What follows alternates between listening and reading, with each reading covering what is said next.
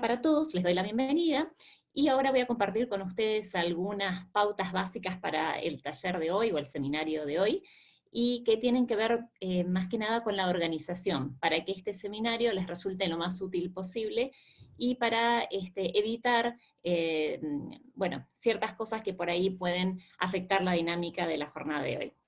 Así que voy a empezar compartiendo primero con ustedes el link para que ustedes anoten acá, en esta hoja que les voy pasando, que es una hoja de Google Docs, su nombre completo y una dirección de mail para después poder enviarles un resumen del curso de hoy, así como el PowerPoint y una hoja de ejercicios que vamos a estar haciendo juntos. Recuerden que como este es un documento de Google, para poder editarlo van a tener que darle clic con el botón derecho y elegir la opción Abrir con Google Docs. Porque cuando hacen doble clic, a veces abre como, creo que es como una imagen, la tecnología no es mi fuerte, como podrán imaginarse, y bueno, cuando pasa eso no pueden editarlo. Así que nuevamente, botón derecho, Abrir con Google Docs, y ahí sí pueden editarlo y dejarme su dirección de mail. Más allá de esto, voy a compartir ahora con ustedes la pantalla, para mostrarles un par de cosas relacionadas con esto que les comentaba, de algunas cuestiones muy básicas, algunas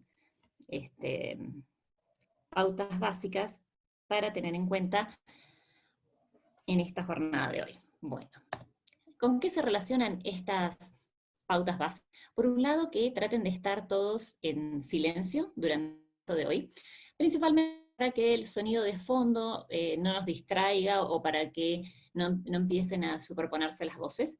Obviamente que si en algún momento quieren realizar algún comentario, responder una pregunta, si tienen alguna duda, si algo de lo que yo digo no es claro, sientan libres de irme y hacer sus comentarios o en inglés o español, como más cómodos les resulte.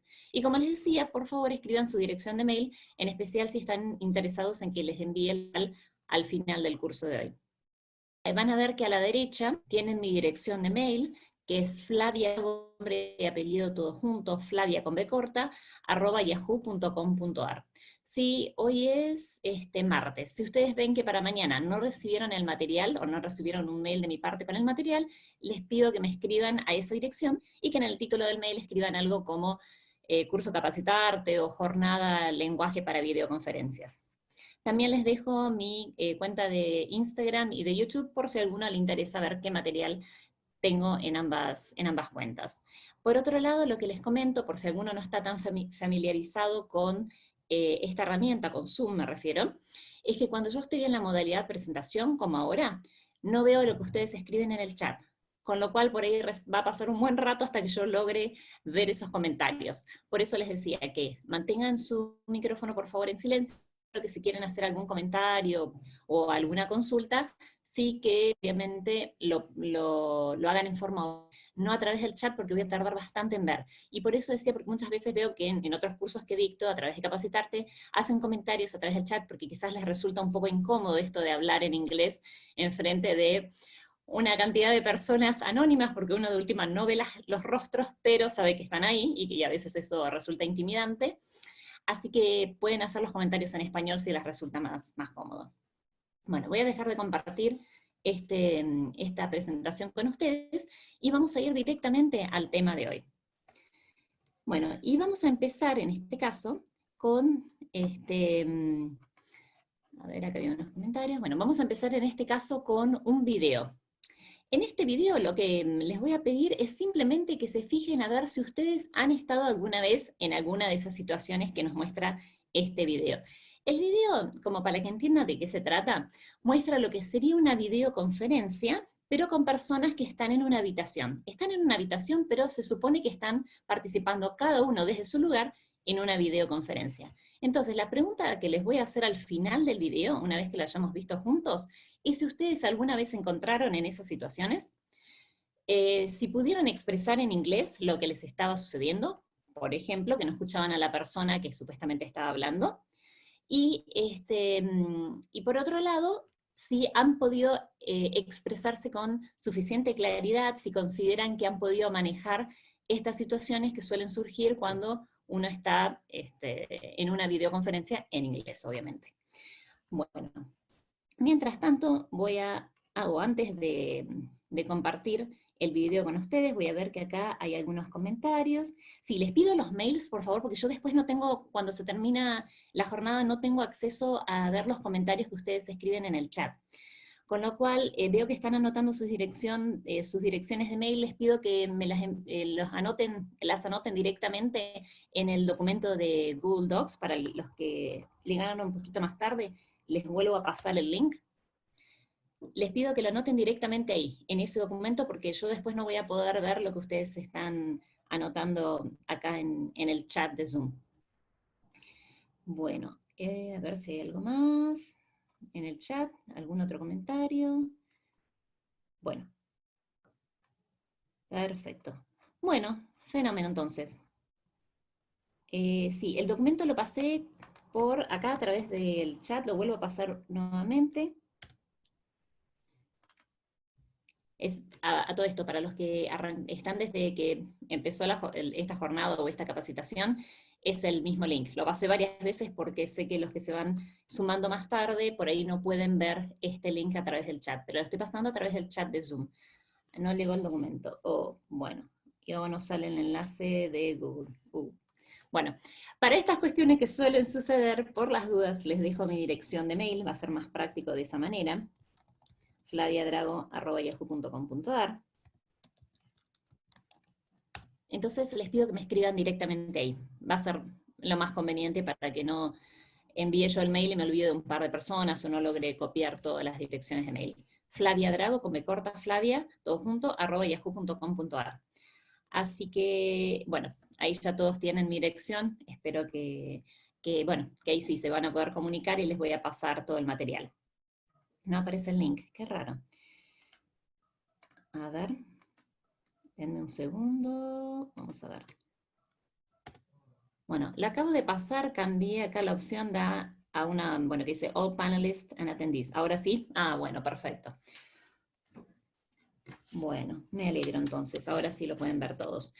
Bueno, mientras ustedes van abriendo este link que les pasé, este documento, como les decía, de Google Docs, yo mientras tanto voy a abrir el video este que les comentaba. Un segundito, así también les doy tiempo a ustedes para que puedan anotar sus datos.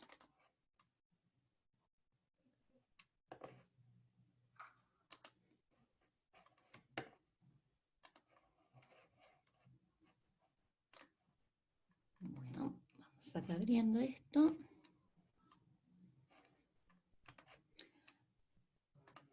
Y ahora voy a compartir la pantalla con ustedes.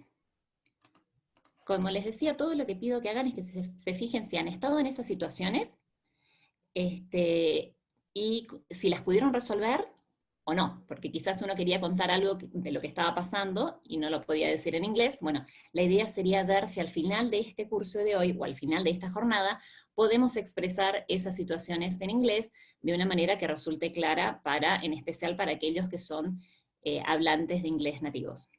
Entonces, voy a compartir la pantalla con ustedes.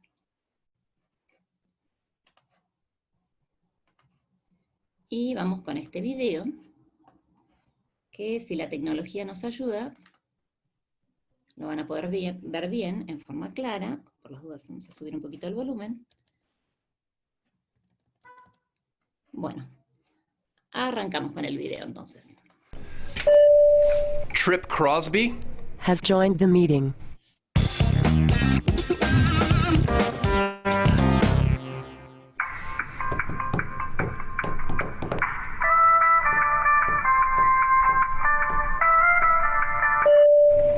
Beth has joined the meeting. Hello? Tyler? No, this is Beth from ICS. Oh, hey, Beth. How are you doing? Oh, good. Yeah. Just making it, Tyler? has joined the meeting. All right, well, this is Trip. Who's here? Tyler's here. Beth's here. Okay, the purpose of today's meeting is to discuss the... Yeah, I'll be able to do it in like 30 minutes. John? has joined the meeting. Hi, John. Hi. I was just trying to go over the purpose of today's meeting, which is to discuss the Tyler? has joined the meeting. Sorry, guys, I got cut off. Is Paul here? Send them the invite. Put in your access code. No, that's your PIN number. It should be a 9-digit number. Try pressing the pound key. Paul. Has joined the meeting. Any questions before we move on? Yes, this is Beth. What's our best plan of attack for the second quarter? Question What we should do. Oh, go ahead. Oh, well, I think what we should do. It is actually really depends on diversify. how you look at it, because and the really come.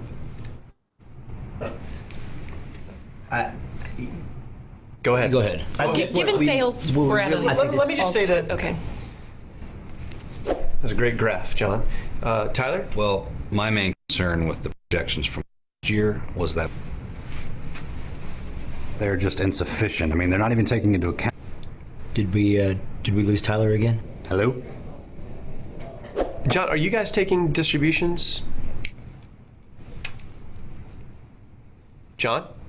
Oh, my bad. I was on mute. Let me start over. So I've prepared a presentation. I'm sharing it with all of you. You should be able to see it on your screen right now. Got it. I don't see a link anywhere. It says I need to download a plugin. We are all using Macs, I'm assuming. Yeah. How can you? Of course. Financials are looking great. Paul, do you have any comments on staffing? I was thinking about that because we get a few more contractor types in. Hold on, I'm sorry. Rex, get down! I don't know. I feel like when I looked at the numbers last year, that you couldn't really tell a huge difference. So if we were to really tighten that up, then I don't. To me, staffing is a huge impact. Is that? Is that me? It's not me, I don't think. I just want to go over a couple of details as we move into our next section here. We got 3 new departments coming on. I think I'm breaking up a little bit, guys. By the end of Q3. Driving to a dead I need spot. everyone to give me detailed evaluations each Sorry, month guys. so that we know. That's it, guys. Beth, you'll send out a recap email that could have basically taken the place of this whole meeting, correct? Yep, always do. Yeah, thanks for doing that, Beth. Dave, you been here the whole time? Yeah. Huh. Well, thanks everyone once again. Oh, one more. All right. So I hope you were all able to watch it or to follow it. And now I would like some yes answers so that I can see we are all on the same page.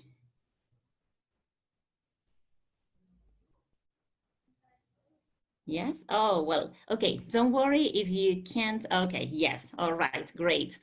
Don't worry about the list. If you have any trouble completing the list, just send me an email to my email address and I will send you the material.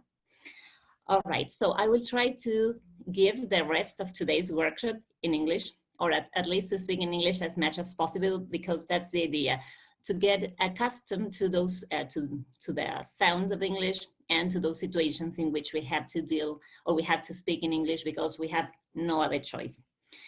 So I can see a lot of yes and some comments about the situations being funny. Of course, they are funny because we are not in that meeting or in that conference call. But then my question is, have you ever experienced any of those situations, speaking to someone and then all of a sudden not being able to listen to that person anymore? Or maybe there was the chairperson, you know that the chairperson, chairman, chairwoman, or host is the person who runs the meeting, the person in charge of the meeting. And at one point he started hearing his own echo. So then if you have any, or if you have undergone any of those situations, I would like to ask you, and the dog situation too, wow. I would like to ask you if we were able to, let's say, sort out those problems or not.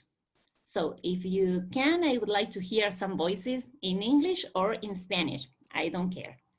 It doesn't matter. Oh, someone forgot a baby crying. Could happen. All of them. Oh my God. Anyone who would like to share some of the situations, the dog situation? Yes. Well, in my case, I have to admit that the situation I've been through is my baby crying or yelling or whatever. And every day. All right. So it was a bit hard to understand. All right. And yes, it happened to me. Okay, good.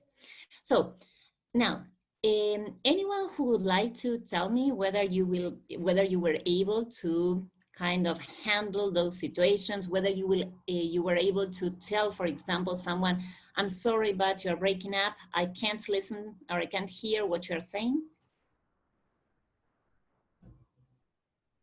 Oh, your parents, all right. And with bad internet connection, yes. Yes, I hope nothing like that will happen today. All right. So taking that into account, then what I would like us to do is to have a look at some typical situations, because of course, internet, or at least internet connection, I suppose that these days is better than maybe 10 years ago, but still the fact that so many of us are connected for leisure purposes, to work, etc., that I suppose that sometimes the connections are not very stable. So that's why we need to express, or we should be able to express clearly what's going on. For instance, just to give you an example, sometimes when I share videos in my classes, I see the videos just fine. For me, everything is correct, but then my students let me know that they are pixelated, the sound is not good, or it's, in a few minutes we'll see what adjectives we can use to describe the videos, but just to share one of you, the video is choppy, so kind of jumps from one scene to the next one, so it's very hard to follow. The first then thing that I want to share with you is an exercise that I would like us to do together. So I will share my screen once more. And this exercise goes to the very beginning of a typical video conference. What do we have in this exercise that I suppose everyone is looking at right now? If you are not, just let me know. So at the very beginning, we have some phrases to start the meeting, some phrases to identify ourselves, to make some small talk. For example, if you are waiting for someone to join the meeting, then it might be useful to just try to chit chat until that person joins the meeting. So I can see that, sorry to interrupt, I can see that someone is raising their hand. Gisela, can I ask you if you are able to see this? Okay, two participants have raised their hand. Can you see this exercise? Ok, good. Entonces, esto lo digo en español por las dudas para que no quede ninguna duda. Si ustedes en algún momento tienen un problema para ver lo que yo estoy compartiendo, ya sean ejercicios, el PowerPoint y demás, les pido que se desmuteen y que me lo digan, porque si no, si lo escriben en el comentario, por ahí pasa un tiempo y yo sigo hablando y dando por hecho que todo el mundo está viendo lo que yo estoy mostrando. All right, so then, as you can see, here we have the phrases, different phrases on the right. But the headings, los encabezados, are missing. Okay, which headings are missing? The ones that you can see here in italics at the top of the exercise, where we have making small talk, starting, in this case, the video conference, setting some ground rules, some basic rules, some guidelines in order to have a very effective meeting, checking the sound and image, just to make sure that everyone can hear us, and introducing ourselves. Maybe there's someone who doesn't know us. So let me start by reading the phrases that are in the table, in this case, on the right. So we have, good morning, everyone. This is Jane Anderson speaking. Hello, this is Dave from the London office. Sorry I'm late. I've had a hard time connecting. Hi, it's Rachel here. So in this case, what would be the function that is missing? And here I would like you to unmute yourself and just to tell me which of the functions in italics do you think matches this one, matches these phrases. Anyone?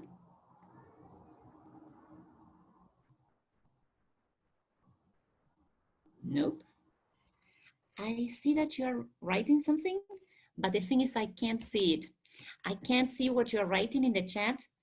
I mean, the only way to see it is to stop sharing the screen with you, and it's something that I don't want to do. So if you can unmute yourselves, si se pueden desmutear y decirlo en voz alta, no se preocupen por la pronunciación, si es eso lo que les apena porque nadie les va a decir nada.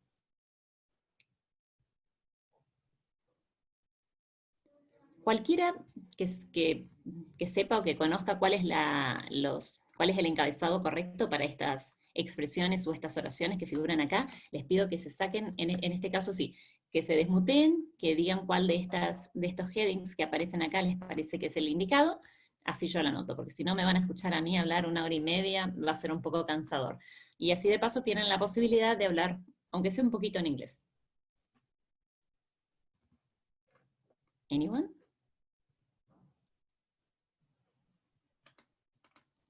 A ver, bueno, vamos al chat porque hay un montón de comentarios. No les aparece la opción. A ver. Les pido un segundo. Bueno, vamos a hacer una cosita que es dejarles a todos, los voy a sacar a todos del mute y después sí les pido que cada uno se vaya muteando y desmuteando solo. A ver.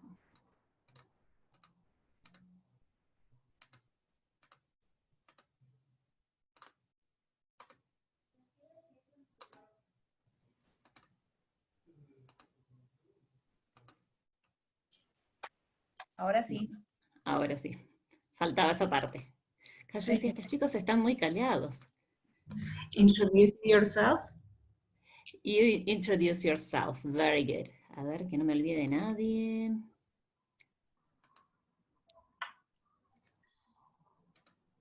Bueno, creo que les he dado a todos la posibilidad de hablar. Yes. Si alguno no puede hablar, después les pido... Uy, les pido que me avisen. Excuse me, but I cannot identify whatever it is written over there. The writing. Sorry? Excuse me, but the writing, I cannot read. You cannot not see the exercise? The script is not clear. It's like all cut. Ah, okay, okay. So I cannot identify what it's saying there. All right. All right, so let me share the screen once more. Okay, is it better now? I think so. Yes. Yes, okay. Thank you. Welcome. So, as you said, this is about introducing yourself. So, the thing is the following. When we introduce ourselves face to face, for example, if you go to one of the company's social functions, you say, hello, I am Flavia Drago. But remember that on the phone, and the same rule or the same rules apply to videoconferences, is that we don't say I am plus our name. If you remember what you saw in the video, the people there introduced themselves by saying, for example, the girl said, it's Beth here, or Beth here.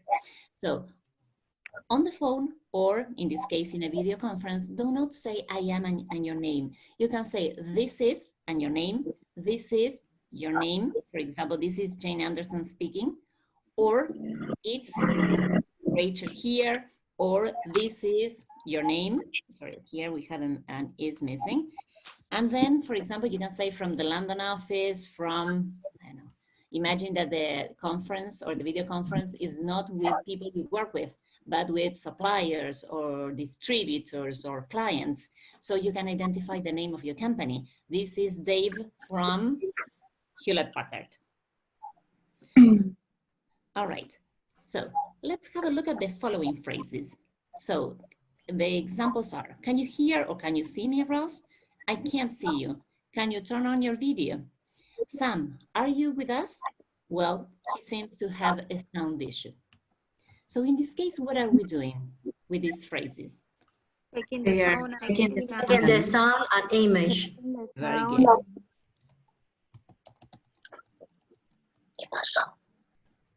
All right, good. Then, in this case, most of these sentences or these phrases are the ones that will be said by the chairperson, chairman, chairwoman, host or hostess of this meeting. How has your day or week been so far? Bob, while we are waiting on Sue, can you share with us your holiday plans? Or how's work been going? So here, what are you doing? Making small talk. Very good. So while you are waiting on Sue to join the meeting, you speak about things that are not part of the agenda, but just to break the ice or maybe to do something until Sue joins the meeting. Quiere decir la introducción, ¿viste? Buen día, dice. Yo me llamo. Hello. Hello. So then we have some other phrases in the following section. It's good to see you. Our objective today is to review our latest advertising campaign. Now that we are connected or signed in, let's get started. Thank you for being here today. As you know, we are here to reach a decision about our new logo. So in this case, what is the host or hostess doing? Starting the meeting. Yes. The theme of the meeting. Good.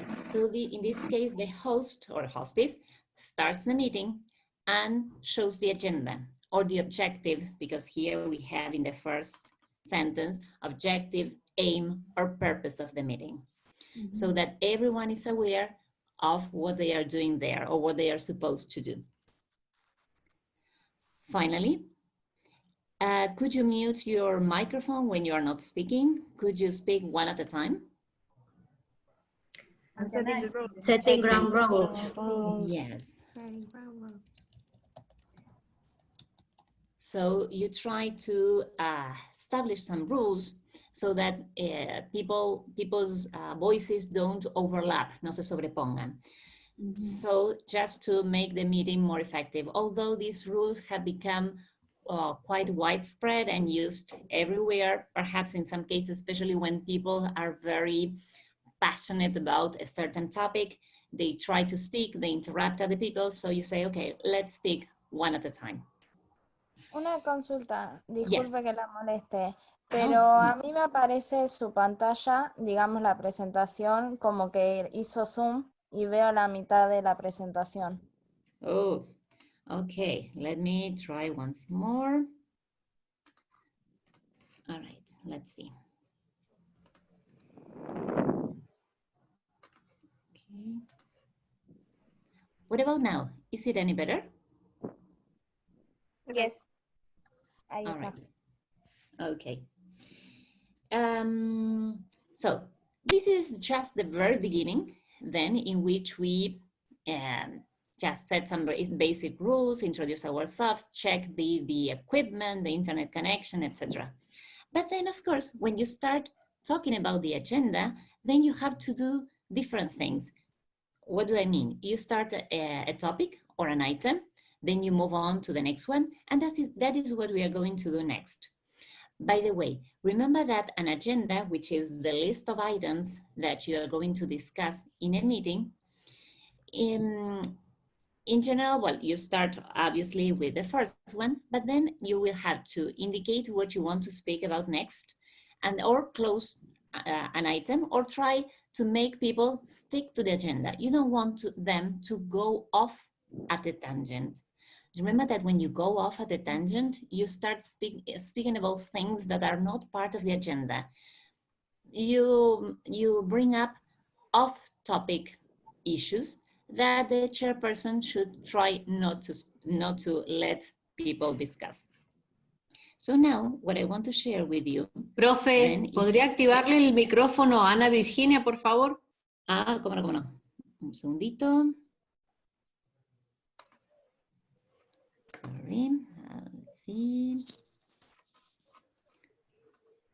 Tengo a varias personas acá, así que...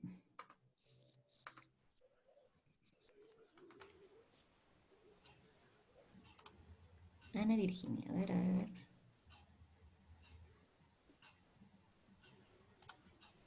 ver. ¿Ahí?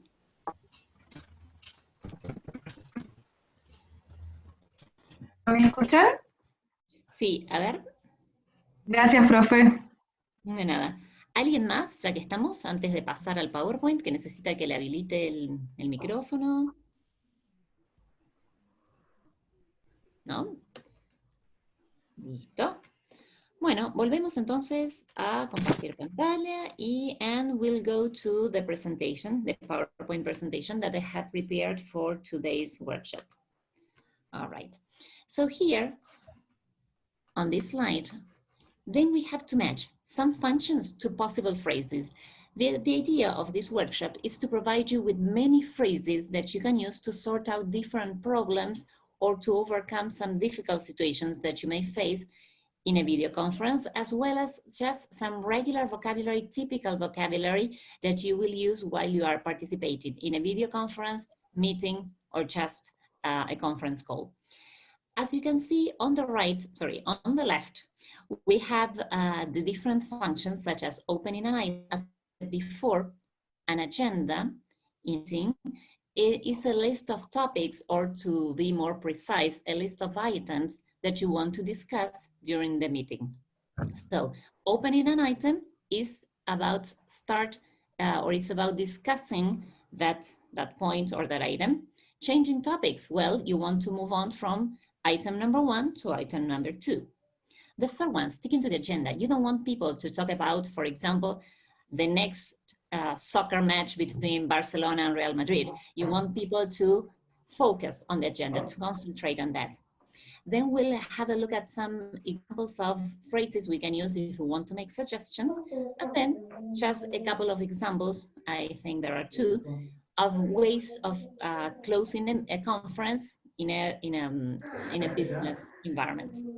So let's now turn our attention to the phrases that we have on the right, the ones in blue. I would like us to take a look at the pair that we have in A, in which we have 2 questions. Wouldn't it be better to outsource the roles? How about offering more in-company training? Then, is there a volunteer who can read the 2 examples that we have in B? Chicos. Anyone?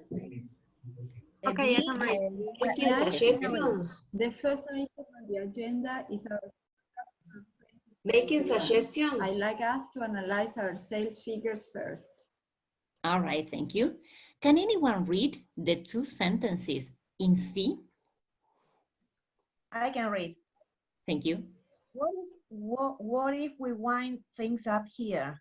Thank you for your time and hard work. I don't want this to run over time, so let's call it a day.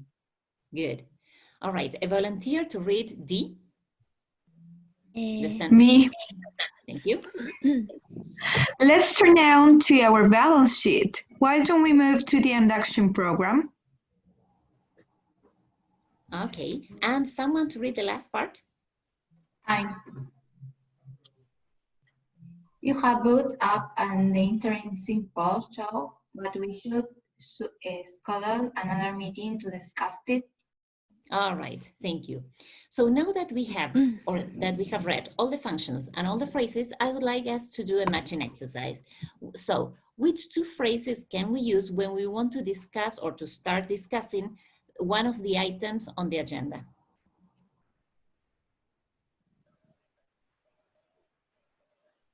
The first item of the agenda is our forecast for 2021. All right, very good. So whenever we want to start talking about one of the items on the agenda, we can say the first item is this, or I would like us to do this or that. In the second example, we have, I would like to analyze, but of course you can change the verb. I would like us to discuss, I would like us to share, I would like us to get more insight into this topic. Now, let's say, well, the first example here in B is that the first item on the agenda is the forecast. But then after talking about the forecast for some time, you say, okay, now it's time to speak about something else. So how can we change topics? How can we move on from item number 1 to item number 2? What are the examples of changing topics? Which of the letters? D. All right, very good. Let's turn now to our balance sheet. Very good. So let's turn to something else, or why don't we move on to, and then a different topic. Very good. If you want people to concentrate just on the agenda and you don't want them to start discussing other topics that are not part of the meeting, what can you say? All right, very good. So, by the way, remember that bring up, which is the phrasal verb that we have in E, of course, here we have it in present perfect. You have brought up an interesting point. It is very similar to the Spanish one. Sometimes we don't know how to say, sacaste un tema interesante, pero otra reunión para hablar sobre el tema. So whenever you want to tell someone, sacaste un tema interesante, pero tal o cual cosa, remember that the phrasal verb we should use is bring up. Have brought up an interesting point, but maybe we are running short of time, so in order to discuss it at length, you know, means taking some time, we should schedule another meeting.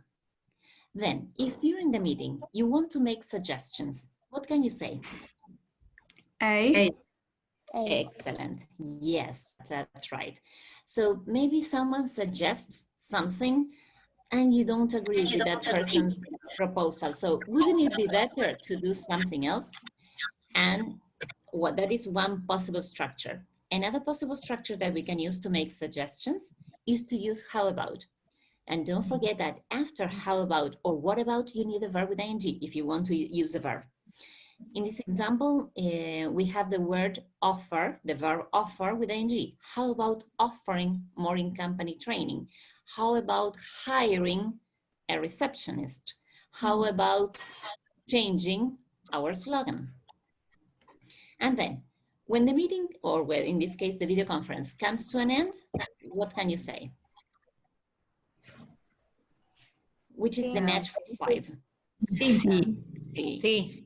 So remember that when you say that you want to wind things up, is similar to saying cerremos esto. So that is the idea. You don't want that conference or that meeting to continue.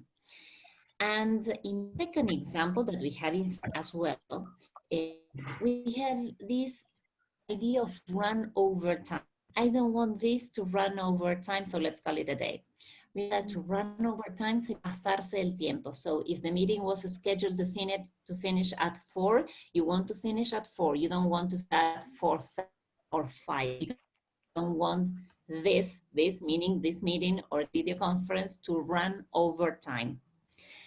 And the expression, let's call it a day, is used when you want to finish whatever you are doing. It might be a video conference, a meeting, a presentation, or perhaps you are studying with a classmate and you feel exhausted, worn out, and you say, I'm sorry, I can't keep on studying. Can we call it a day? Meaning, can we finish here, at least for today? Before we move on to another exercise. Sorry. Yes. Can you explain again about this phrase? Call it a day? Yes. What's the meaning of that? Because I have a very bad sound. All right. Okay, so when you call it a day, you use that expression when you want to finish an activity that you're doing.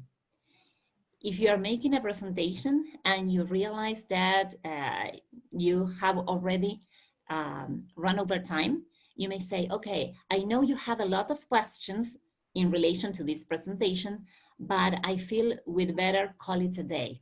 Finish what we are doing, in this case, a presentation, at least for today. If you are studying with a classmate for, let's say, a very important exam, and let's say that at one point you feel exhausted, very tired, you don't understand what you're reading, you can say, what if we call it a day? Because I feel I can't understand what I'm reading any longer, so perhaps I'm tired.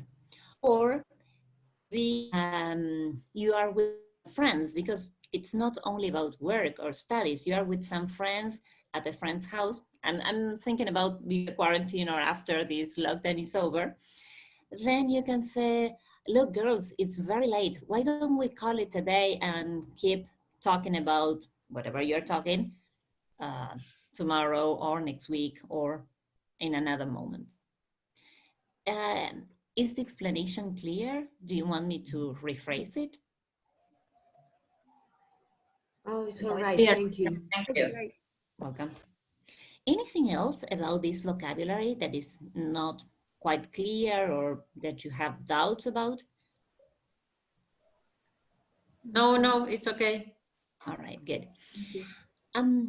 There's one thing that I always say in my classes, and it's the following. Even if we feel that we won't use an expression or a phrase or I don't know, it sounds weird or we are not quite sure about the pronunciation, I believe that we still should know what it means. Because if someone in a meeting or in a video conference tells me, okay, Flavia, let's call it a day, and I'm not familiar with the expression, and maybe I haven't heard it before, or perhaps, you know, when you have those deja vu moments and in which you say, oh, the teacher once told me the meaning of, or explained to me the meaning of call it a day, but now my mind is blank and I can't remember it. That's for me the biggest problem, not being able to understand what someone is telling us. Because of course you can say, I don't want to, I don't want this to run over time, so let's finish here, or let's finish the video conference now. And the other attendees will understand, or the other participants will understand what you're saying. But I also believe that it's important to know, because you know, the native speakers, two types of native speakers, the ones who are very thoughtful and the ones who try to simplify the language very slowly, check and recheck if we are able to follow them, because they know that English is not our native language, and who forget that speaking to people whose mother tongue is not English, so they speak in the same way they would speak to, I don't know, a person from Australia. And then if someone uses a phrase I'm not familiar with, I may find myself in a very awkward situation of having a poker face and not being sure what to do. So that's why I try to include in my courses phrasal verbs, idiomatic expressions, etc., so that when we are in those situations, we know what they are talking about. That being said, the next exercise I would like to do with you is a memory game. I hope you have a visual memory. And if not, don't worry, there are like 50 today in this workshop, so I'm sure that there are at least, let's say, 10 with excellent visual memory. So what is the exercise about? In a few minutes, I will share a different screen in which you will see different cards, and you will try, or you should try to find the matches. What are, or which are the matches? Sentences or phrases that can be used in the same situations. Just to give you an example, you start a meeting and you realize that most people haven't silenced their microphones. So at least you will find two phrases to ask people quickly to silence their microphones. Okay, just give me 1 second, because I realize there's someone who has asked me to unmute. Okay, just 1 second. Let me check the name. Luciana.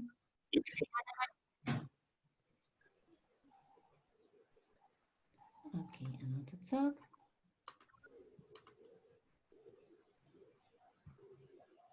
La producción, call it later, call it a day. Call it a day can be translated as terminemos por hoy. En realidad es algo así tan simple como un terminemos por hoy. Para call it a day. Y después, a ver, Ignacio, a ver. Falta alguien para darles la... Bueno, ya que estoy mirando, es ahora o nunca el momento de pedir si alguno necesita que lo habilite para hablar, si ha querido hacer algún comentario, se dio cuenta que no tenía la posibilidad de hablar. Creo que ya están todos desmuteados, pero por las dudas, si me faltó alguien, les pido que me escriban ahora sí a través del chat, así les puedo dar la posibilidad de que puedan hablar. Creo que igual ya están todos. Bueno, como les decía, vamos a hacer entonces un ejercicio de memoria. La idea, como les decía, es encontrar frases que sean similares, o mejor dicho, que las en las mismas situaciones. No lo recuerdo, que son 3 pares, y la idea es encontrar las que podemos usar, aunque sean, obviamente la escritura va a ser distinta, o la redacción, mejor dicho, va a ser distinta, pero se puedan usar para la misma situación. So, once more, let me share the screen, and let me show you, sorry, not this one, but this exercise. So, the thing is, we will have just 120 seconds to complete this exercise. If we are not able to solve it in that time limit, the answers will be shown automatically. So, where shall I start? Just give me the indications in an oral way, verbally, and I will click on these different cards. Any preferences? Let me make this a bit bigger. Okay, let's start with this one then. As you can see, someone says, can you speak closer to the microphone? This is the abbreviation for microphone. M, maybe Martin or Mandy, I know. And let's try with the last one. I can barely hear you, meaning it's very hard. Could you check your microphone, M? So as you can see, these are similar, just by chance. These are similar, meaning that you can't hear what someone is telling you. When you tell someone, I can barely hear you, it's like apenas te puedo escuchar. So it is not that it's impossible for you or that you can't hear the person, but you are making a big effort. So you ask the person to check his or her microphone closer to the microphone. Okay, let's see what we have here. I think you're muted, Greg. This is something that's similar to what happened or what you saw in the video. You can see that someone is moving his or her mouth, but you can't hear anything. So I think you're muted. Let's see this one. Could you mute yourselves? So it's not the same. Let's go with this one. Remember to switch on the mute button when you are not speaking. Do you remember what match is? With the A? Okay, this one, which one? First row or the row? Oh, okay, so we ran out of time. All right, so let's take a look at all of them. We had a look at the first one, which is speak close to the microphone when you can't hear someone. Remember to switch on the mute button when you're not speaking. You don't want to listen to a lot of background noise, so that's why you ask people to do this. You sound like you are in a tunnel when the sound quality is not good, and you feel that the person is so far, kind of far away, when you know that it's not the case. You describe that, and you sound like you are in a tunnel, in un túnel. Well, we mentioned this one before. I think you're muted, so Greg is speaking, but we can't hear him. Could you mute yourselves? You hear some background noise and you don't want that to happen, so you ask everyone to be silent. Can you unmute your microphone, Greg? So once again, this one is similar to the last one that we have in the first row. Well, here another sound problem. You sound like you are in a cave, en una cueva. Maybe your internet speed is, obviously you won't be, you won't be able to help this. At least this person knows that it's very hard for the rest of the participants to understand what she's saying, because he or she sounds like he or she in a cave. And the last one that we mentioned before, I can barely hear you. Are clear? Do you have any questions of them? The vocabulary, the structures?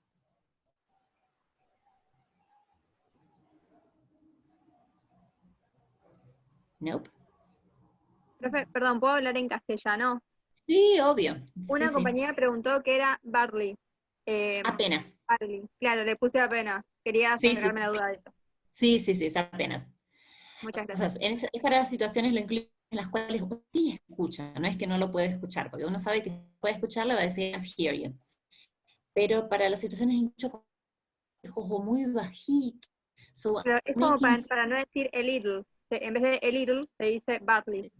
I can barely hear you. Okay. All right. So, now that are these sentences or these phrases, especially as you can see, most of them are related to sound quality. Now it's time for us to go back to the exercises page I showed you before. And in this case, I would like us to do another exercise in which we have a conversation between different people. Let me see if I can make this bigger. Hopefully it will be clearer. I can barely identify what it says. So okay, let's barely. Okay, that is a correct use of barely, I can tell you. Now, is it better? Okay, good. Now it's getting better. Is it better? Sorry? Yes. Okay. Yes, it's better. Okay, thank you. Thank you. Here we have, you're welcome, a problem with, a teleconference in which some participants will have, or different participants will experience different problems. And like, if possible, have 4 balance, Ryan, James, and Pam. It's just about reading. Don't worry if you don't know the missing word, because, well, in fact, I have seen there are more than 60 people, so one should have the answer. And if not, I know the answers, so I should be able to, or I will be able to type the answers here. I will type the answers in capital letters. So when you get the file, you know that whatever is in capital letters is the right answer. So it's just about reading. Can you read Ryan's? Yes, I read Ryan. Okay, so Silvina will read lines. Someone to read Sue's lines? I'm Sue. Okay, so Camila, Sue, James? Me, please. Marta will read James' lines. And finally, we need someone to read Pam's lines. Yo. Pamela? Okay. Okay, yes. Great. Okay, can we get started? Yes. Before we run out of time, I'd like to hand over to Sue, who is going to talk about our social media campaign. Excellent. So, remember that we use, okay, what's going on? We can use, with the word run, we can express different situations related to running. We may be running out of time, quedarse sin tiempo, or you may say, for example, we are running short of time, nos estamos quedando cortos de tiempo. In both cases, people know that you want to speed things up.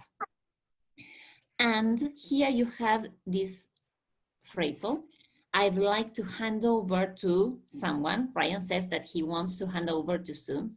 And remember that when you hand over to someone in a conference call or in a meeting, you want that person to take you through something, to take you through a topic, to introduce a topic, to start talking or describing or explaining something.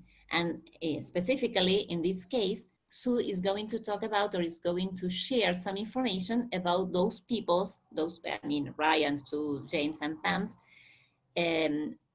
social media campaign. So supposedly the 4 of them work for the same company. Okay, what is Sue's answer or Sue's comment? Thanks, Ryan. I'm afraid the campaign has fallen flat, but before that, let me show you some graphs. I'm sharing my screen now. Can everyone see the bar chart? All right. So what word can we use in the gap? Get something. Over. In this case, the idea is before we discuss, because Sue let through on that. Get through that. No. Through. 4 letters. It's a 4-letter word. Get into. Get Through? into. Yes, that's the word. So, because Sue informed everyone that the campaign has fallen flat, which means that things are not doing well. We don't know why, because she hasn't explained that yet, but we know that the campaign has failed, has fallen flat. But before we get into that, remember that you use this phrasal to get into something when you want to start discussing something. So before Sue explains the reason why the campaign has failed, she wants to show her co-workers, let's say, some graphs. So she says she uses present continuous, and here I would like to start mentioning some grammar-related points. She uses present continuous to say that now she's sharing her screen, but she checks if everyone can see it or can see the bar chart. Okay, what does James say? James. Sorry, but I can't, Sue. And Sue says? Let me try again. And now, Jane? Okay, Pam? I think with James and I can only see a blank screen. So technology is not working for them because they have, what happened to James and these people? They have lost. Lost. They have lost James. Yes, we have lost James. So apparently James got cut off. Se le cortó la llamada. James, got cut off, and now, well, and apart from that, or in addition to that, or to top it off, Pam, for example, can only see a blank screen. So she can't see the bar chart that Sue is trying to show everyone. What does Ryan say? I can't see anything either. So what does Sue decide to do? Okay, I will the presentation to our DJ folder. The name of the file is campaign 2020. Okay, so taking into account she can't share the screen with the other participants, what will she do? Upload the presentation. Upload, very good. So she could have sent the presentation by email, but perhaps the file was too big and it would take time. So she says, okay, it's better to upload something to their shared folder, la carpeta compartida. Va a subir la presentación a la carpeta compartida. And she tells everyone the name of the file so they can easily locate the file and download it or open it. And James is back. What does he say?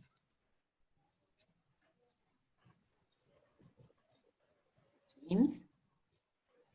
I got cut off. Yes, I got cut off. So, se me cortó la llamada, basically. And what is his question? What have I Sorry, what have I missed? Excellent. Yes, very good. So whenever we want to say, que me perdí, because that would be the translation for I missed, remember to use what have I missed and not what have I lost. Because you lose your pen, your cell phone, your wallet, your card, but you miss a meeting, a presentation, because you are not able to attend it. Or, for example, in this case, as he got cut off, he missed at least some minutes of conversation. Okay, what does Ryan say? Sue is uploading a file named Campaign 2020 to our shared folder. By the way, the news about the campaign is disappointing, but not surprising. In my opinion, the campaign wasn't clear. All right, very good. And here, with this sentence, I would like us to have a look at different ways that we can use to give our opinion in any type of situation. So we can say, in my opinion, in my view, and I will add other phrases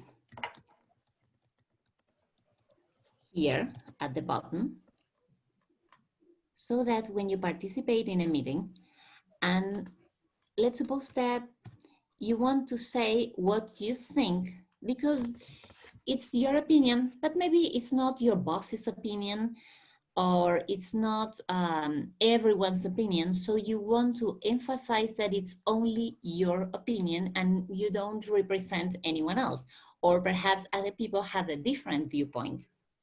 So instead of repeating, I think, all the time, that is what we tend to do, and it's not incorrect, but still, if we want other options, we can say, in my opinion, in my view, to my mind, as I see it, if you ask me, even if nobody has asked what you think about something, you can say, if you ask me. The same as in Spanish.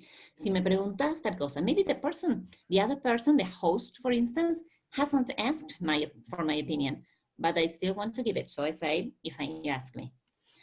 So these are just some of the expressions you can use when giving your opinion about something. But let's go back then to the exercise. So Ryan explained what Sue was doing, and he said that in his opinion and in his view, the campaign wasn't clear. What does Sue reply to that? My pride. We don't eye to eye, Brian. If you ask me, it was a matter of timing. Mm-hmm. What's the missing verb in this gap? We don't see eye to eye. Very good. And do you know what it means? When you don't agree with the opinion of the other person. Yes, it's an informal way of showing disagreement with someone. Instead of saying, I don't agree with you, Ryan, you can say, I don't see eye to eye with you, Ryan. We have different opinions, different points of view. All right, and James interrupted once more.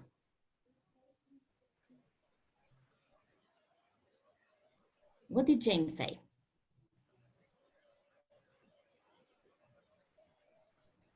James, are you there? I don't know if it's me. Well, shall I read them? Yes, please. I'm not sure if it's my turn, but sorry to that. But what slide should we be looking at? Mm-hmm. All right. What's the missing word? Anyone? Sorry, what is bad with two bad pero con las dos T? Yes. Yes, it's a phrasal. Let me tell you that the missing preposition is in. And it's an informal way of saying interrupt. So I can say, sorry to butt in, but if the meeting is formal, I will say sorry to interrupt. Mm-hmm. The meaning is the same. It's just a phrasal verb that means interrupt. What did Sue say? Please, to the second slide. Okay, at least we have two possible verbs that we can use in that gap. Which ones are those? Go on. Yes, you can. Okay, ask someone to go, very good, to the second slide, sorry, or? Take a look. Move on. Okay, yes, the thing is that we have the word to, but we can use turn. Because you take a look at something. Of course, you can tell people, please take a look at the second slide. But as we have the word to here before the word the, then we can use go to the second slide or turn to the second slide. Mm-hmm. But what happened to Pam? I can't open the file, so. And James? What problem did James have now? My problem is that I cannot understand the writing. That's why there's an echo, maybe? Yes, there's an an echo, echo. and I couldn't catch the last part. I couldn't catch the last part. What did you say, Sue? My goodness. I think that by that, at that point, Sue feels completely overwhelmed because nothing worked in the way she wanted. She couldn't share the screen. She uploaded the file, but then there were some people who couldn't open it, and there is an echo, so nothing happened in the expected way, which may happen to us, or at least to many of us. So what can we do then if we are in these situations? Let me share now with you the PowerPoint once more. And here we are going to cover vocabulary related to, first, sharing the screen and documents, and then other things that poor Sue couldn't do, or she tried, but they didn't work the way she wanted. So when we are sharing the screen, we can start by saying, I'm sharing my screen now, or I would like to share my screen with you. Can everyone see it? I'm uploading the document. If for whatever reason nobody can see it, so there's the option B. Then, when you are talking about different documents that you want people to look at, you can say, do you all have the presentation open at slide number 3? Maybe before the video conference, I sent everyone the presentation email. Now I want everyone to look at slide number 3, but I want to make sure that everyone is there. Then someone who is lost may ask, what page or slide are we on now? For example, James. James had several problems with the connection. Maybe at one point he doesn't know where they are or where they should be. Then Sue could have highlighted, resaltar, some points or some words or some headings, encabezados, some headings in green, yellow, I don't know, orange. So remember that highlight means resaltar. In fact, let me show you here. If you're not quite sure what highlight means, this is the highlighter. And I use, well, I'm old-fashioned, so I use this highlighter to highlight some things that I don't want to forget. Then you can ask people to turn their attention to one specific part of the document or presentation by asking everyone, can you have a look at the next, at the next to last, anteúltimo, at the next to last bullet point? So you can see, for example, that this section of this slide referring to documents has 4 bullet points. So if I ask you this question, can you have a look at the next to last bullet point? I want you to look at, in this case, the 3rd one, because that's the anteúltima. Mm-hmm.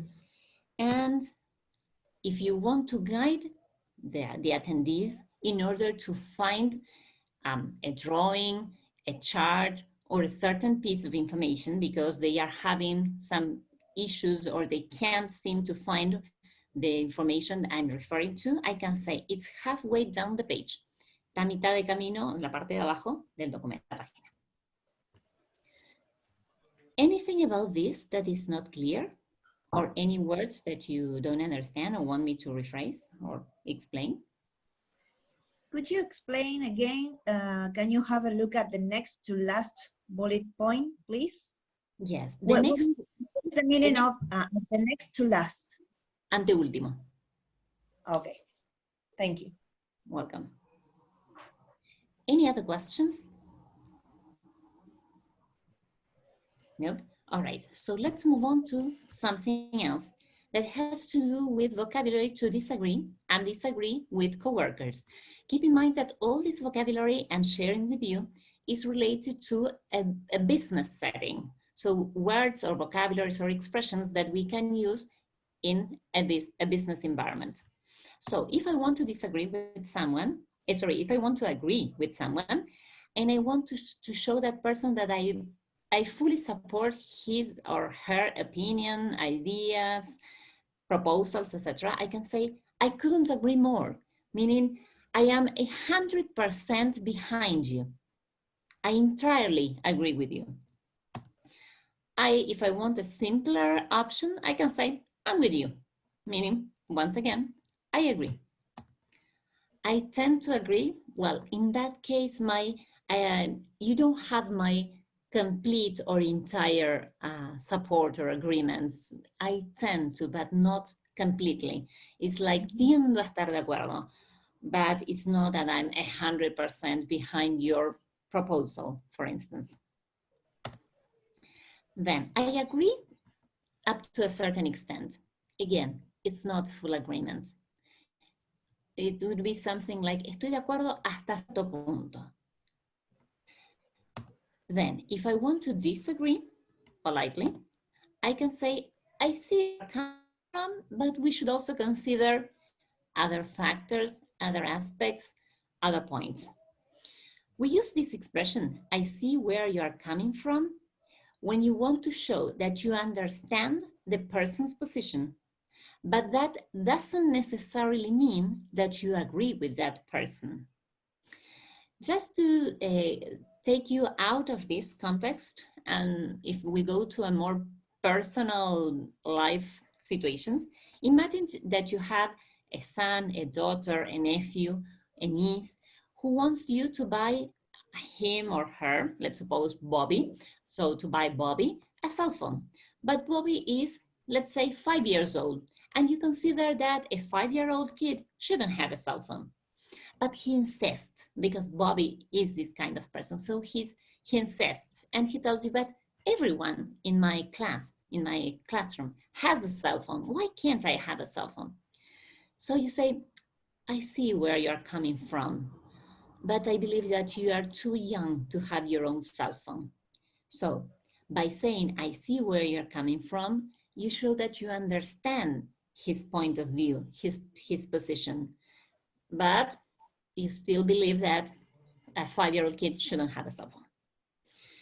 Then the next one, I'm not sure about that. So perhaps you think, no, this idea is completely out of the question, but you don't want to show your disagreement so openly, or you're not such a frank or such a straightforward person. You don't want to offend the CEO of the company by saying his proposal or his idea is not feasible. So you say, I'm not sure that. Another way to do agreement politely is by saying your point, but I can't go along with your proposal. So I understand what you're saying, but still I can't agree to that. Another way to show disagreement is by saying, I'm afraid I can't agree with you there.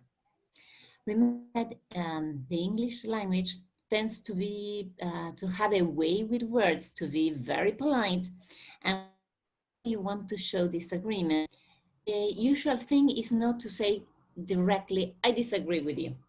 No, they tend to say, I'm afraid I disagree with you. Sorry, but I don't agree with you. Or one of these that look like you're going to agree, but then you use but. See where you're coming from, but. Or, I see your point, but. And you show why you agree with that idea, proposal, opinion, etc.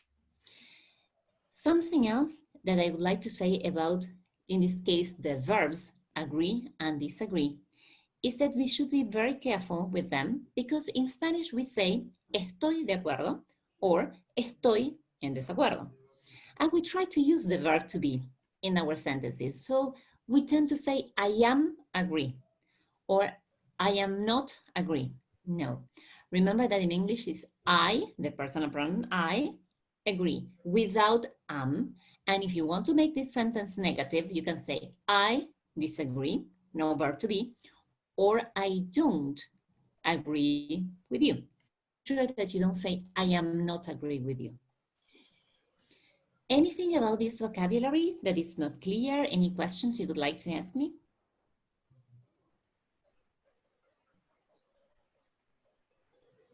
Nope. All right. Let's go to the following one. Interruptions. So what we are going to see on this slide is how to interrupt people politely and how to handle interruptions. But before we get into that, I would like to stop sharing the screen because I can see that there are some questions or some comments in our chat, and I would like to go over them before we have a look at vocabulary to deal with interruptions. Okay, so some people have to leave. What is tend? Okay, I tend to agree es como tiendo a estar de acuerdo, lo cual no significa que esté totalmente de acuerdo. A ver, algunas otras consultas. Estar de acuerdo pero no del todo, muchas gracias. Después, I tend to agree sería suelo estar... Sí, más que suelo estar de acuerdo, es tiendo a estar de acuerdo. Quizás justo la persona que hizo, supongamos que es una propuesta, es una persona con la que yo no suelo estar de acuerdo. Entonces, en este caso, I tend to agree es tiendo a estar de acuerdo con vos, por lo menos en este punto. Bien. Y bueno, muchas gracias a todos los que estuvieron respondiendo a los comentarios. Tengo varias asistentes muy efectivas y ad honorem. Entonces, volvamos a nuestra presentación y vamos a ver cómo manejar esto de las interrupciones. So, then, one of the challenges that we, when I say we, I mean Spanish speakers, face is to interrupt someone in such a way that the person doesn't get offended, or that we don't come across as a rude person. So, one way to interrupt someone politely is by saying, okay, finally. Cindy speaking, may I come in here? So, if the conference, the video conference, involves just, let's say, 5 people, then maybe there's no need to say Cindy speaking. But if there are 20 people in the on the call, let's say on the conference call, on the conference call, because in the case of meetings you see the other people, then if there are many people, you may mention your name before you speak, so that everyone knows that now the person who is interrupting is Cindy, or at least Cindy wants to say something. Because it would be very, how can I say, uncomfortable to start speaking and then someone asking me, sorry, who said that? Who was that? Who is speaking? So instead I say, okay, Cindy, I identify myself so everyone knows that I want to interrupt. So when you say, can I come in here? May I come in here? You want to interrupt. Then another way to identify yourself in a video conference. This is Oscar. Can I jump in for a second? So to jump in general, we associate jump with saltar, which is one of the meanings of the word jump. But when you say, can I jump in for a moment, for a second, it means that you want to interrupt. Sorry to break in, again, break in, and butt in mean interrupt. These are, of course, informal words, break in and butt in. If you are in a very formal meeting, you are going to say, interrupt. Sorry to interrupt, but I would like to, and then you have a wide range of options when it comes to verbs. I would like to clarify, say, explain, ask, etc. Finally, the last one. It's Kent again. So apparently Kent has interrupted before and now he wants to interrupt again. So it's Kent again. Do you mind if I add something? Probably Kent said something before a few minutes ago and now he wants to add something else. Anything about these phrases that is not clear? Just a question, excuse me, just a question if the two in between are the most colloquial ones. Because the first one says, may I come in here? And the last one, do you mind if these should be considered more formal? Yes, the last one, do you mind if I add something? Is a formal way of addressing. May I come in here? I would say it's neutral. And jump in and break in are informal. Thank you. Welcome. But what if someone keeps interrupting me? Or what if I have been interrupted by many people, by many participants, many times, and I really want to stop them or to let them finish what I want to say? Well, in that case, I can say, sorry, but I haven't finished yet. of course, it depends on the tone of your voice, whether this one will be rude or not. Because if I say, sorry, but I haven't finished yet, obviously I'm not being very, very kind. Then, sorry, but I don't want to lose my train of thought. Let me finish, please. If you don't want to lose your train of thought, it's very similar to the Spanish one. No quiero perder el hilo de mis pensamientos, por así decirlo. O sea, no quiero perder el hilo de la conversación o el hilo de lo que estoy diciendo, más bien, because someone interrupted me. So let me finish. So this is a more politically correct comment because you explain why you want that person not to interrupt you, or why you want that person to let you finish whatever you're saying, because you don't want to lose your train of thought. Are not considerado, is because if just to give someone a name, if Jack interrupts you, you will forget what you want to say. Another possible example. Let me wrap up my thought before you start. Déjame que cierre este pensamiento, que cierre esta idea. Sometimes we want to say that in Spanish. Déjame que cierre la idea, and then you can make your comments. And the last one, could you hold that thought? We'll come to that later. And if I want to be even, let's say, kinder, we'll come to that later if you don't mind. So, when do we use could you hold that thought or hold that thought, please? When someone has said something and you want to talk about that, but not now, later. Imagine that you are in a meeting. Imagine that you are the team leader or the manager. Someone, and just to use some vocabulary we mentioned before, someone brings up or someone puts forward a very interesting idea. But just when this person has started explaining the idea, your phone rings and it's your boss. So you say, well, I should take this call. So you tell this person, could you hold that thought? I really need to take on, and we'll come to that later. Or someone puts forward a idea that you want to talk about, not right now, because right now you're thinking about something else, and you really want to keep to the agenda. So you ask the person to hold that thought to talk about it later, because that's the thing about this expression. When you ask someone to hold that thought, it's because you want to talk about it later. Maybe today, maybe in a few minutes, maybe tomorrow. Anything about this that is not clear? Any questions you would like to ask me?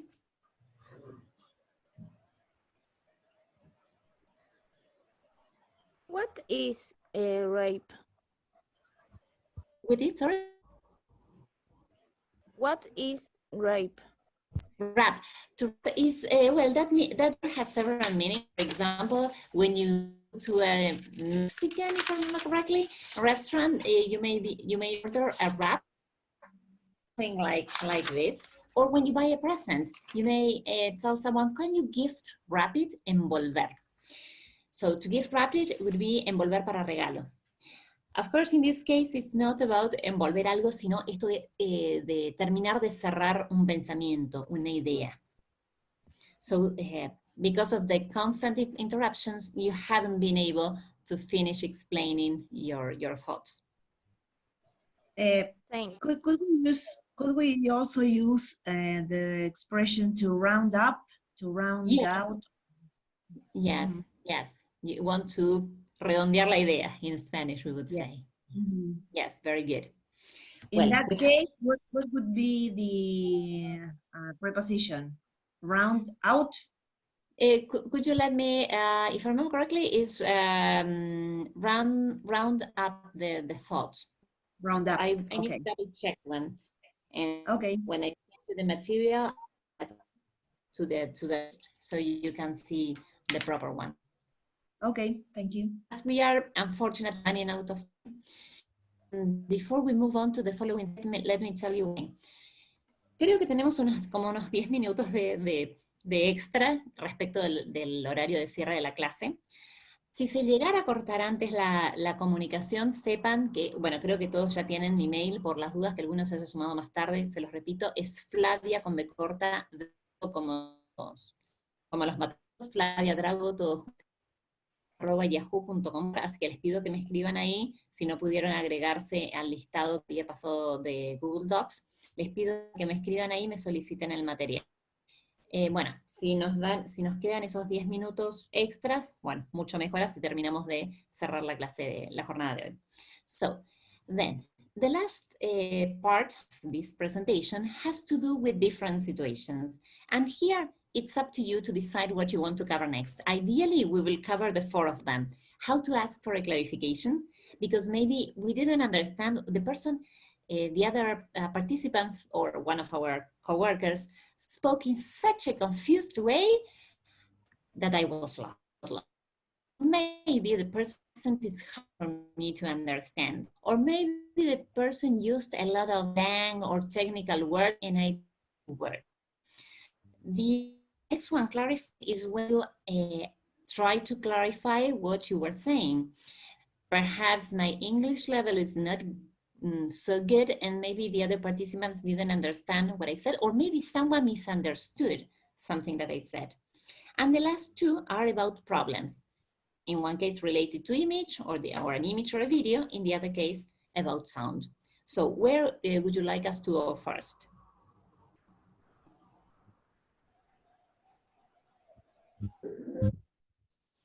Which is your most common problem? I'd like to go with asking for qualification. All right. I don't know that. Okay. So, how to say that we haven't understood something or we want someone to repeat something? We can say if there are some problems because of background noise or because of tech issues, internet issues, you can say, I couldn't hear what you have just said. Could you say that again? A very simple one. Then the next example is, I missed the last part of your explanation. Maybe due to some tech issues or because a lot of people started speaking at the same time and I missed the last part. What do you mean exactly by da, da, da? So this person, the one who spoke before, used certain words or certain expressions that or said something that it's not quite clear for me. Imagine that someone says, we should go the extra mile. You know that to go the extra mile is to make a bigger effort. And maybe you feel that you and your team are already doing your best to meet the deadline. And then you say, okay, what exactly do you mean by going the extra mile? Because we are working really hard to reach our goals. Or maybe it's just one word that you are not familiar with. So you say, okay, what exactly do you mean by working the extra mile? It's not that you feel the person is asking for too much. Maybe it's just a word that you don't know what it means. Next one, I don't follow you. Could you elaborate on that? When someone asks you, or when you ask someone to elaborate on something, or on that, or on this, you want the person to give you more details. You feel that the person hasn't explained the problem, the situation, clearly enough. I don't see what you are driving at. Could you be more specific?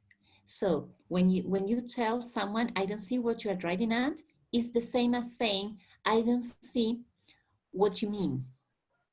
I don't see what your point is. So could you be more specific? Sorry, but I still don't get it. Could you explain that one last time? Imagine that you asked the person before, oh, sorry, could you rephrase the last part? The person rephrased, but you still don't get it for any reasons. So you can say something like this, and it sounds very polite because you say, sorry, but I still don't get it. You explain why you want the person to say that again. It's not because you couldn't hear the person, it's because you don't get it. You don't understand it. Remember that get it is a very informal way of saying, I don't understand your explanation, your presentation, or anything. but this is used a lot in spoken English. It's more common than understand. Understand is a neutral or formal word, and get is an informal one. Anything about this that is not clear?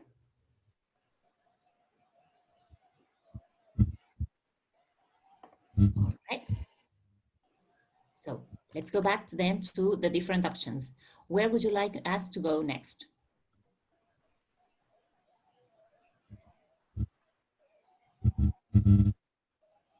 What's your most, sorry? Choose yourself. Okay, well, image problems then. So, what problems do we face, do we usually face? Well, your image has disappeared. We can see all, if we are using Zoom or Skype, we can see all the faces, but then, okay, your image has disappeared. Are you there, James? You are out of focus. Could you adjust the camera? Because I can only see something like this. Probably you are now able to see its toys. So the person is out of focus and you know, looking at someone's, so you ask the person to adjust the camera. Okay, the camera is pointing in the wrong directions and I can't see your face. Okay, the sound is fine, but the screen is blank, a blank screen, or pixelated. So if the person is sharing the screen, then I can't see what you're showing me because the screen is blank or pixelated. The video quality is poor. Just it's a simple way of describing some problems with the video. The image is blurry or fuzzy, like la imagen está como desdibujada, como borrosa. So you are trying to show me, for example, a drawing or a design, but as the image is blurry or fuzzy, I can't see it. Or when you share the screen, there's a lag, something that happens quite often. Hay un desfasaje, hay now the Spanish word doesn't come to my mind to explain the meaning of lag, but perhaps if there's a lag, I can see that the person is moving, let's say, I can see that, yes. A delay, un retraso. Yes, a delay, that's right. I can see that Sue is moving her mouth, but I have to wait maybe for 2 or 3 seconds to hear what she's saying, so there's a lag. And now let's take Sue as our, Sue is sharing a video. Say, oh, sorry, Sue, but the video is, we have this delay between what we see and what we hear. It's choppy, bien estado, or it freezes every few seconds. Se queda frisado. Let's go to the next one because we just have minutes left, I suppose. What sound issues we sometimes experience? The sound can be, or the person may sound choppy, distorted, robotic. Choppy, entrecortado. It's quite similar to the video I showed you at the beginning. Se escucha entrecortado, o te escucho entrecortado. Distorted, with this weird sound that it makes it impossible to understand what someone is saying, and robotic, well, like a robot. The audio echoes, so I can hear an echo and cuts out. Escucho un eco y además se corta. Okay. The image and sound are out of sync. They are not synchronized. There's a lag there? Yeah. Here we have this, the participants or perhaps the chairperson says, there's a delay in the connection. So avoid speak over others, para que no hablemos uno sobre otro, please wait for a few seconds before speaking up. So don't speak just after someone has stopped moving his or her mouth. Wait for a few seconds because we have a delay in the connection. Okay, another problem. The audio is cutting in and out, se entrecorta. So I can hear some of the words you say, but not everything you say. Could you put on your, well, fortunately I have them here. Could you put on your headsets, Ron? There's a lot of background noise, or there's a buzzing sound. Maybe there's not a lot of background noise, but the buzzing sound is bzzz, sound that is very disturbing. And I know that after half an hour of this sound, I will have a headache. And the last one, there is one more thing I could try. Please give me a few minutes to adjust the settings. So if one of the participants has experienced many issues, but this person wants to participate in the meeting, and this person doesn't want to upset or annoy anyone, but this person asks for try the set, ajustar la configuración. Anything about this that is not clear? No. Okay. How do you say? You only say cutting in and cutting out? No, you can also say to someone, you are, James, you are breaking up. Se te va la voz. Okay. Or you can tell James, I'm afraid you sound choppy. Se escucha entrecortado. Okay, thank you. Welcome. And the last one has to do with clarifying. So I realized that nobody understood what I said. So I say, okay, what I mean to say is that da da da. Or someone or some of the participants misunderstood some of the things I said. So sorry, but that's not quite what I had in mind. Let me put it another way.